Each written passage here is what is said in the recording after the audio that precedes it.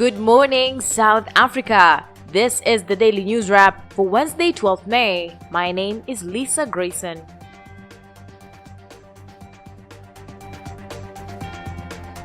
This podcast is kindly sponsored by Bluegrass Digital. Bluegrass Digital, a leader in building digital solutions for your business in Africa. Find out more at bluegrassdigital.com.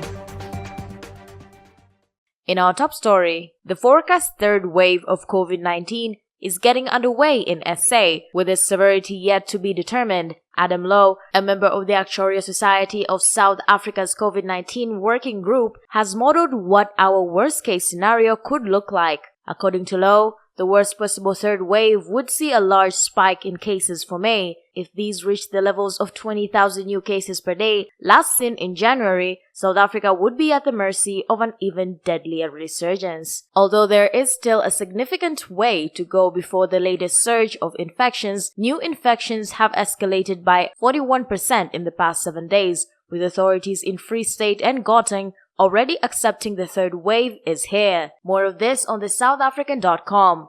Meanwhile, divorce is a messy beast. The furious fallout witnessed between Black Coffee and Nlembali, and the drama, of course, played out all over social media. A row over electricity bills prompted the superstar DJ to chastise his estranged partner, claiming he'd been giving her plenty of money to cover her utilities. Earlier in the day, Nle had posted on Instagram that the electricity at her place had been deliberately cut off, and she hinted that Black Coffee was to blame. Well, the musician was having none of it and flew into action online, claiming to have given the mother of his children a new car, child support payments, and 65,000 rand in handouts. In other news, a man has been killed and 2 others were injured in a drive-by shooting incident on the N4 highway near the Himalayas off-ramp in Jacobs on Tuesday afternoon. Advanced Life Support Paramedic spokesman Gareth Jamieson said paramedics arrived at the scene of the shooting just after 1 p.m. The incident caused the man's vehicle to crash on the M4. He said KZN VIP, medical paramedics, and ALS paramedics had arrived on the scene to find a man in his late 30s had been killed in the drive-by shooting on the freeway.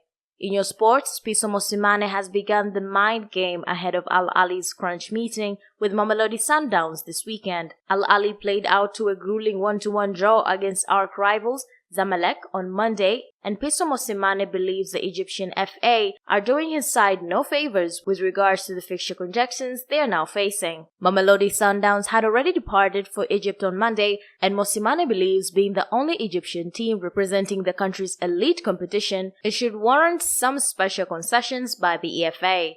Meanwhile, SA Rugby Director of Rugby, Rassie Erasmus, has responded to an article questioning the Springboks' status as the number 1 team in the world.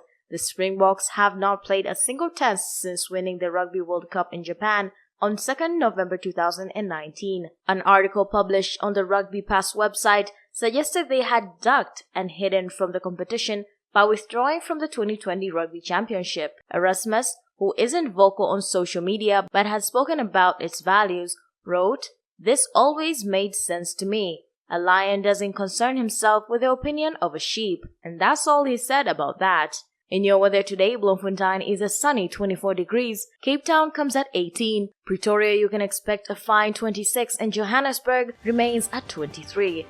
That's all the news you really need to know from the South African today. Subscribe for so much more of this audio news bulletin straight to your mobile device every morning.